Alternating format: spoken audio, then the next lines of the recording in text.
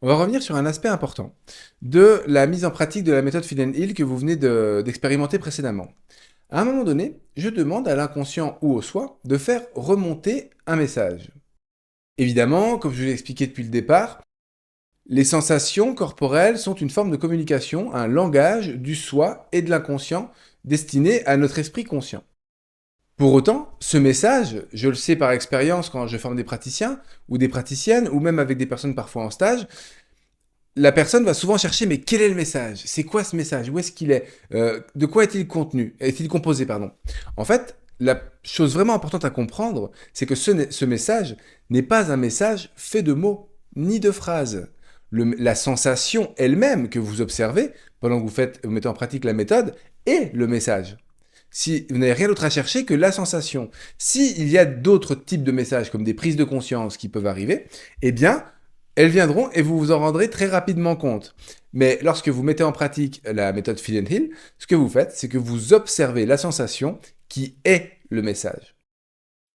Un autre point que je n'ai pas encore vraiment abordé, si ce n'est dans les signes de présence du soi, c'est que quand vous suivez le fil de la sensation qui se déplace, qui grossit, qui diminue, qui va à droite ou à gauche, etc., il est très fréquent que la personne qui expérimente se retrouve plongée dans des couleurs, se retrouve accompagnée d'une lumière, voire d'une présence même. C'est des choses qui arrivent extrêmement souvent, en tout cas en séance accompagnée, et en séance autonome, comme je le fais moi-même, c'est un peu plus rare. Il n'empêche que ça arrive.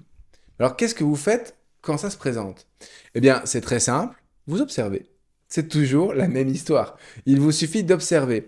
Si vous êtes en présence d'une couleur, d'un champ coloré au niveau mental et même au-delà de ça, observez la couleur. Si vous avez l'impression de voir des symboles arriver vers vous, observez-les. Si vous avez l'impression que quelqu'un est venu, une conscience est venue vous accompagner au cours de cette séance, n'hésitez pas à interagir avec elle, lui poser des questions, lui demander qui elle est, pourquoi est-ce qu'elle est venue là. C'est souvent des proches, c'est souvent des guides, c'est souvent des amis qui sont venus accompagner ou qui sont venus vous aider à dépasser quelque chose, un blocage ou peut-être simplement refaire un ajustement. Dans ce cas de figure, dans ce type de situation, continuez toujours d'observer et rappelez-vous toujours d'écouter plutôt que d'essayer de contrôler. C'est très important.